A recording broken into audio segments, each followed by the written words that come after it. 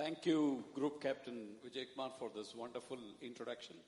And a warm welcome to all of you. I'm really happy and excited to be here. What about you? Are you all excited and happy? Please show that emotion.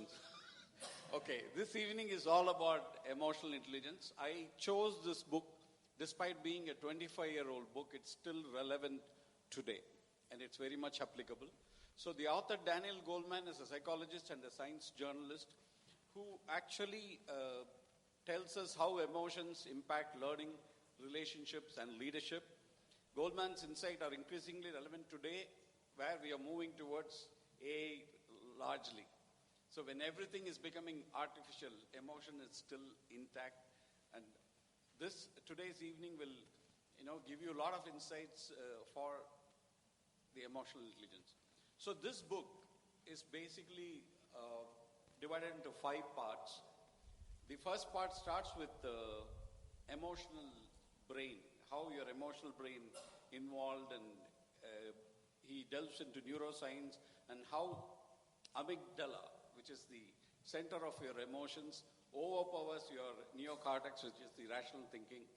So typically when we go on road, when somebody quickly crosses and you come to a scratch and immediately you react, that's a typical example of how emotions overtake rational thinking. The second part is all about nature of emotional intelligence. Goleman argues that EQ is as critical as IQ, especially in determining success in life and relationships.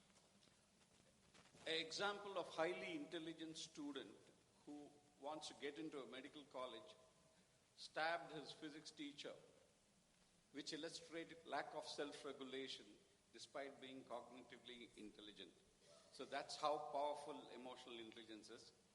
So he introduces his 5-part framework of emotional intelligence. The 5 parts are like as follows. First one is recognizing one's own emotion, which we call as a self-awareness. The second one is self-regulation, managing impulses and emotion. So when you talk about self-regulation, I can immediately think of one gentleman, Mr. Mahendra Singh Dhoni. Whenever, despite whatever pressures the match may be in, he always keeps his cool. He doesn't show his emotions. He's actually well regulated and he's very positive. So self-regulation is one of the very important pillars of emotional intelligence. Then comes the motivation, how you channel your emotions to pursue your goals. Then empathy, recognizing emotions in others. Again, empathy is one of the very important aspects for leaders. Again, when I think of empathy, I think of late Ratan Tata, who was a great leader. When 26/11 attacks happened, he actually went on and addressed all the victims and supported his employees and the victims. He displayed empathy to the best level. And one other incident I remember of him is he cancelled his program to Buckingham Palace to receive an award because his dog was unwell. Okay? That shows the man how empathetic he is. So empathy is one of the important aspects of any leadership. Then finally comes the social skills, managing relationships effectively. Again, I think of another leader, Indra Nooyi of PepsiCo, who wrote to the parents of her employees, thanking them for, bringing up the kind of effective people they are in the company. So these are all some of the examples where people displayed emotional intelligence. That's the second part of the book. The third part is emotional intelligence applied. It covers real-life applications of EQ in marriage, health, work, and education. It describes intimate enemies like couples who once loved each other and eventually end up in divorcing due to lack of emotional connect. So the emotional balance, he says, requires a blend of heart, mind, and medicine, linking psychology, biology, and emotional awareness, all 3 put together. That's the third part of the book. And the fourth part is windows of opportunity, focuses on early childhood development and how emotional learning happens in the formative years. Goldman identifies 7 crucial ingredients in a child's development, in the child's emotional growth. And these 7 include confidence, curiosity, intentionality, self-control, relatedness, capacity to communicate, and cooperativeness. All these he explores and how family environments, trauma, and temperament shape long-term emotional health and learning ability of children. And the 5th part is all about emotional literacy. This part emphasizes the urgent need for emotional education in schools and colleges. Goldman identifies growing concerns in children today: withdrawal or social issues, anxiety or depression, attention or thinking disorders, and finally delinquency or aggression. So his solution is schooling the emotions, embedding emotional literacy into education systems, and equipping children with lifelong EQ skills. So last year when I was watching the World Cup T20 finals, I was at the 15th over when South Africa was chasing against India. They had only run a ball to win in the rest 5 overs. And I was absolutely sad. What is this, man? We are going to lose again. And the next 4 overs really changed the complexion. My mood from sadness moved on to some excitement and hope. And in the final over, they had 16 to win. And in the first ball, the ball was hit to the boundary and we all thought it was going for a 6. And then suddenly Surya Kumar Yadav interrupted and took some unbelievable catch. And at that moment, I jumped out of my chair and in ecstasy. And it was a different feeling altogether. So we all go through emotions like this. And today's panel discussion is all about exploring this. I have 2 fantastic panelists. Before going to them, I have final takeaway. Goldman's central thesis is powerful. Emotions can be intelligent if you learn to understand and manage them. IQ can get you through school, but EQ gets you through life, in relationship, in careers, and in personal well-being. So that sums up my summary of the book before I go on to 2 fantastic professionals. One from HR, L&D background, and the other one is a business owner. They are going to share with us their insights on the book. So let me start with Somu to share his insights from the book, whatever your takeaway from the book, and followed by Nasir. Good evening, everyone. So when Ram Prasad told me about this book review and invited me here, I thought he has done some training sessions for us at Doences. So I've had some interactions with him. So when he invited me for this event, first thing that came to my mind was, I think he wants me to read this book because he sees some challenges with me and he wants me to improve on it. Right? That's the self-awareness that I got. I don't know if that was the reason, Ram Prasad, but it was interesting. I'm reading this book for the first time, though I've heard about Dan Coleman a lot. I've listened to his videos in the past. I read this book first time. It's about 350, 400 pages. First, when I saw this on Kindle, it said it will take 15 hours to read. That was like, oh my God, 15 hours. But then we had enough time, so I was able to read through it. My key takeaways there was, interestingly, there are many things that he had said in the book, which knowingly, unknowingly, there are some things that we have done as an organization. So I was very happy about that. And 2, there was a lot of learnings out of it. 1, I thought IQ is something that you could improve upon. But one of the things that Dan says is IQ is more or less fixed. It doesn't change over time. But EQ is something that you can change.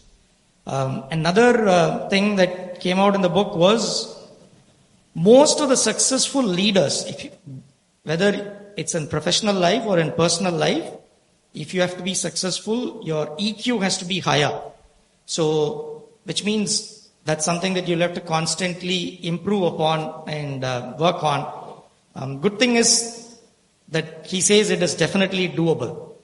But again, one thing that he advises there is you cannot change many things at one time. If you want to change, pick up one behavior that you want to improve upon, work on it consistently for a period of time, 3 to 6 months, ensure that you're able to change that behavior, and then it'll become a practice to you. So many times the New Year resolution is we add 5 things there, and then 2 weeks down, 3 of them are not followed. 1 month down, none of it is followed. But instead take one thing, constantly work on it, improve upon. That was very interesting. Another one which Ram Prasad also was highlighting was, so emotion is what? The feeling, right? So when you touch something that's hot, immediately you say, wow, it's hot, right? There is no thinking on it, there is no rationalization, no logic. When you're upset, you use curse words, you use bad words and shout at people. Those bad words has no meaning, but you've heard it somewhere, and you keep repeating it. So it forms at a very early age. Interestingly, I come from my father had 8 siblings, large family, right?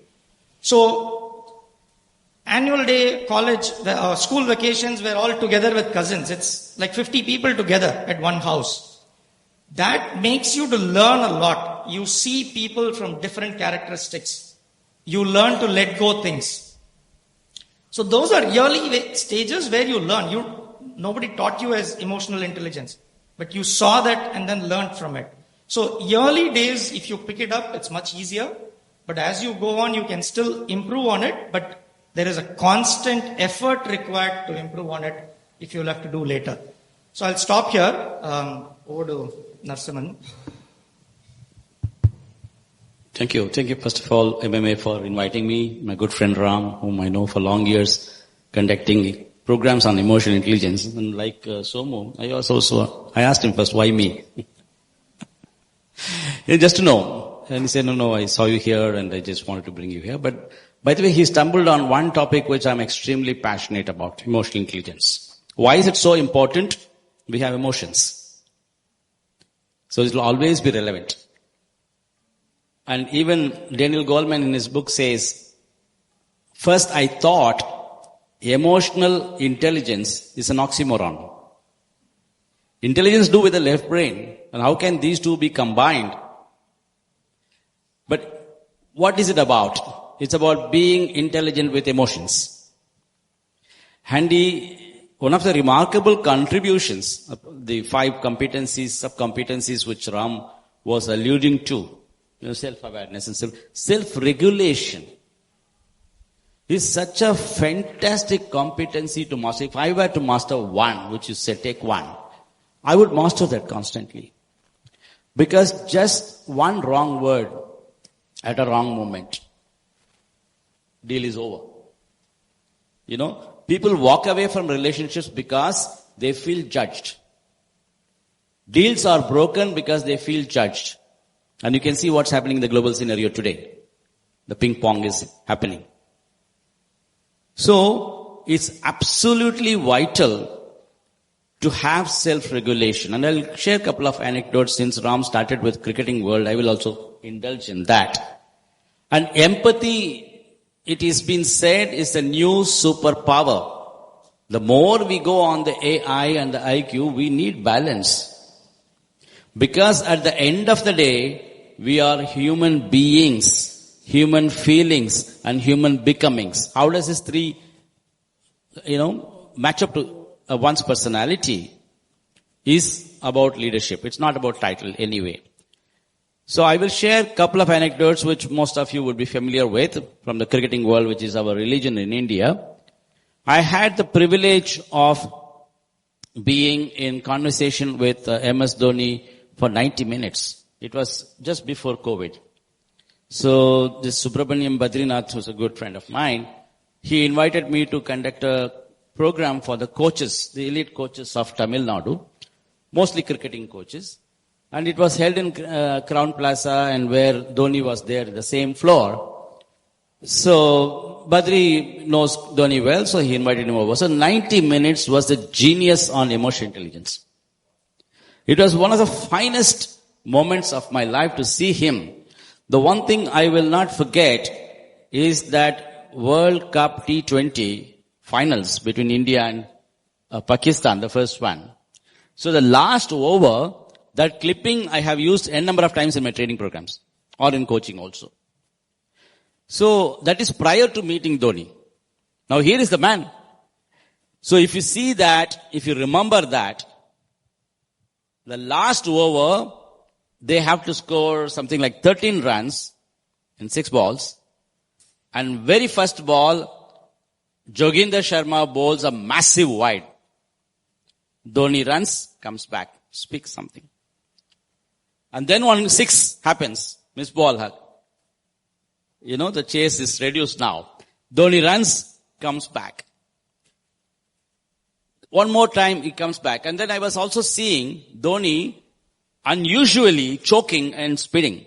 It never happens because high pressure game. So since I have used it a number of times, I asked Dhoni, he's in front of me now. I asked Dhoni, what exactly you advised Joginder Sharma?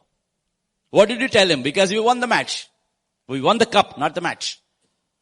He said, Mr. Narasimhan, I didn't advise. You look at the genius of emotional intelligence coming at that kind of a pressure situation. I said, what did you do? I saw you running 3 times to him. Now, I will pause so that you listen to the Dhoni's answer. What is all said in the book in action, in that pressure situation when everybody is seat-edging scene.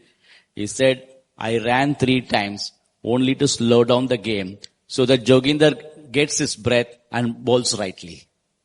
Give a big hand to the genius. This is a genius of a man. I can tell you that 90 minutes was pakka leadership lessons on emotional intelligence only. As so many, and I saw the same thing in action in our IPL, Chennai versus Gujarat Titans in Chepak. A substitute fielder through the gate gives a 4. Dhoni runs again. Then I remembered what he said.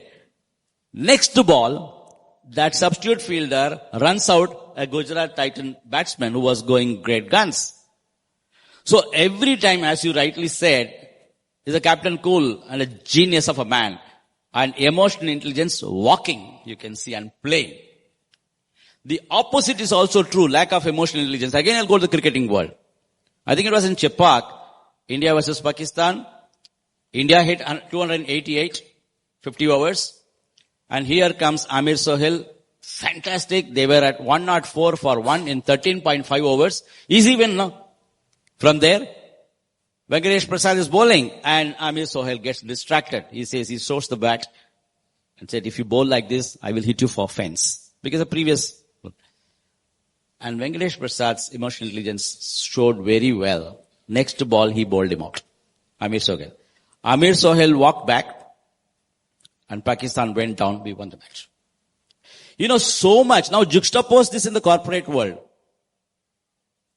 Why corporate world? Bedroom to boardroom, same problem. Emotions. Not handling it properly. All relationship issues, divorces, everything is about not holding tight that one moment on self-regulation. They say every 16 seconds our thought changes. And I'm going to today, Ram, not so much in the book because you are really covered. I'm going to come from the practical so that there is relatability. And so, if you come back in that 16 seconds and hold your nerves, self-regulation, all the competencies are important. But without self-regulation, none of it is going to be of any use. How do we hold ourselves in that 16 seconds? Pause. We have to build the muscle of pause through self-regulation. And we'll be largely in control, not reacting, but responding. Reaction is negative. How do we know? Doctor gives a medication and the patient develops a rash. Doctor says the patient reacted to the medicine. Doctor gives a pill. The patient recovers. He says he responded to the treatment. By this we understand reaction is negative, response is positive. So what gives us the edge to respond and not react is the competency called self-regulation, which is a contribution of Daniel Goleman. And the whole of the book, when I found that this is really, really the secret to be emotionally intelligent, genuinely making sane decisions, and overcoming the irrational beliefs. There are 12. When I speak, people should listen. When I walk in, people should respect me. All the shoulds are the cause for all the problems. Irrational. Right? So self-regulation, I would put a lot of emphasis on hold our nerves. And then, of course, that itself covers most of the other things like self-awareness. And empathy, what you shared, is what oozes out of Mahendra Singh Dhoni. So I asked about how's your success. He says, Narasimhan, all your South Indian guys, cricketers, they're all educated. Up there, we are not. If we don't succeed, we are gone. So therefore, that empathy again comes for the players. Who are they? What are they? Qualified. How do you bring the best person? In fact, in that World T20, everybody was hoping Harbhajan Singh will come, experienced bowler, but he brought in Joginder Sharma. That decision based on emotional intelligence. I will defer now and we will go as we. Thank you. That was fantastic insights from both of you. In fact, when you're with Mahendra Singh Dhoni, goosebumps for me. Okay. Yeah. All right. In fact, coming to self-regulation, I have one small incident to share. I was crossing a road suddenly and a two-wheeler came, almost hit me. I crossed. I was standing in the, mid-side of the road and he looked at me and gave all sorts of galis, Vitla soltu antiyalanda, every gali. Okay, it's very easy to shout back. I looked at him. I was at fault, so I smiled at him. He was going on and on for a minute. I said, pretty much singla. Ipa happier, pouring. Nothing happened, actually nothing. I didn't get hit. You just came to a halt. I disrupted his flow. But the reaction was so powerful. So at that time, we could have, I could have shouted back saying, Niya Renanch and all. I said, okay. After all, it's my mistake. Let him went out. And then I listened to him and then happy Apo, please carry on. He was puzzled, actually. So that's again a self-regulation stuff. Self-regulation in action. Instead of being impulsive, how can we be intelligent with emotions? Unarchi vere, unarvu vere. We should know the difference and be on the unarvu side. Thank you. So actually on that note in the book, he's also mentioned about venting. We think when we vent out, we let go the emotions and we will calm down quickly. But he says only for sadness that's applicable. When in anger, when you vent out, you actually become more, you get more into it and it takes a lot of time to get back and settle down. So being calm, taking deep breath is what really helps. I don't know if Ram Prasad already read that book and then reacted this way, or it was natural. But that's what the book says. Anger, venting will only increase your anger. One thing I should admit here is my father was short-tempered. So I have seen anger at the best possible angles. So that time I decided I will never get angry. And anger, there is a reason behind anger. So I understood that reason and I follow that. Okay, so yeah. So I'll get on to specific questions related to your domains. So you come from a technology-led company, and how do you see emotional intelligence playing a role in driving innovation, collaboration, and performance in your company? Where all do you see emotional intelligence play a role? Yeah. Consciously, at very early stages of the company, we have engaged coaches who are external, who are not full-time employees for us, and has helped us in putting things together for us. That's when we got to learn about all of this. Actually, the first coach that we had was Dr. Soma Valliyappan, who is a doctorate in emotional intelligence himself. We didn't hire him because he was a doctorate in emotional intelligence. It just so happened. But because of that, I think we learnt a lot. This is very important for us in a technology-led company. The reason is 60-70% of the workforce is below 30 years of age. Right? Now, all these guys and girls understand movies of, people like Karthik Subbaraj, Lokesh Kanagaraj, type of this. The senior management all have enjoyed movies of Bharati Raja, S.P. Muthuraman, people like this. Customer side, when you talk to CIOs, they're all 50s and above, so most of them are in different state of mind. Being founder or being in the management, you will have to address and talk to all these set of people, right? So you will have to change your tone differently. The way you interact with them has to be different. Only then you will be able to get across your message. So it's very important to understand this. In the initial days, it was always a challenge. We always used to say the new age doesn't know how to do the work. The new age. Now, when you talk about compensation with all these new batch of people who come in, you go and tell them in the CTC there is a gratuity that you get or a deferred pay that you will get. Nobody is really worried about it. They would even come to you and ask, don't even deduct my PF, just give it to me, I will manage it, I know how to handle it. The take home is what is important for them. But we will have to make them understand this is a real good benefit on a long run. It's a social security, so you need it. So initial days we used to crib a lot about it. But then over the period we understood, so that's their expectation. You need to live to their expectation. Otherwise you're not going to win this game. So now we have packages which will attract them in a different form. Right? So those are some changes that we did.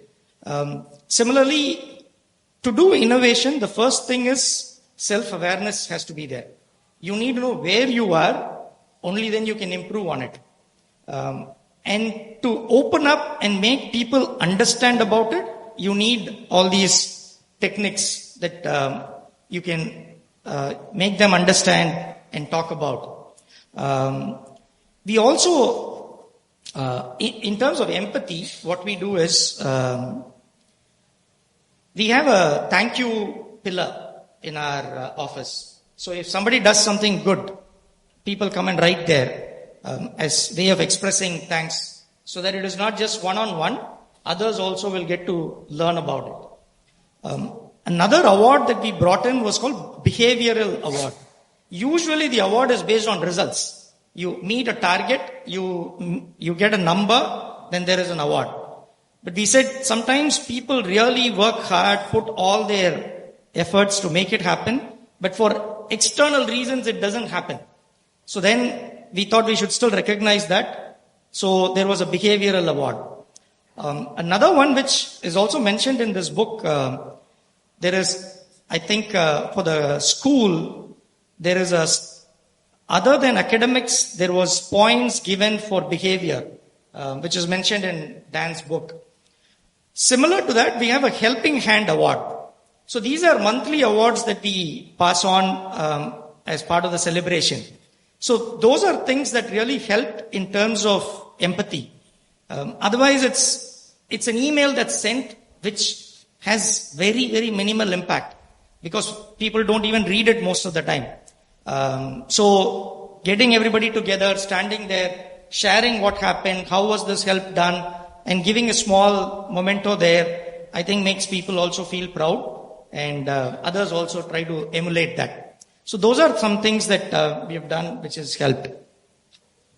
So you have methodologies to foster empathy, foster, identify self-regulation and all this stuff. So just one extended question. What emotion do you commonly see in your organization? Is it anger or happiness? Well, Tricky question. No, I think I've got this feedback from a lot of people. Last, I think, 5 years, we've been continuously recognized as a great place to work. The first year that we went into it, we did not even prepare anything. We didn't know how this will happen and all of that. And that year, we were recognized as top 20 in mid-size IT firms. And seeing some of those videos and the social media videos, some of my friends have called and said, you have a happy group. So I think it is definitely happiness is what we see. Wonderful. That's great to know, and congratulations for that. So now moving on to nursing. With your extensive experience in learning and leadership development, how do you see emotional intelligence transforming leadership styles in the Indian organization? It has evolved over a period of time. How do you see the current scenario? Yeah, so if you look about 25 years back, more of IQ was valued. The manager, the general manager will be mostly one, so many years back, with a thick frame, right? He knows it all, and whatever he says is ultimately the system also accepted that.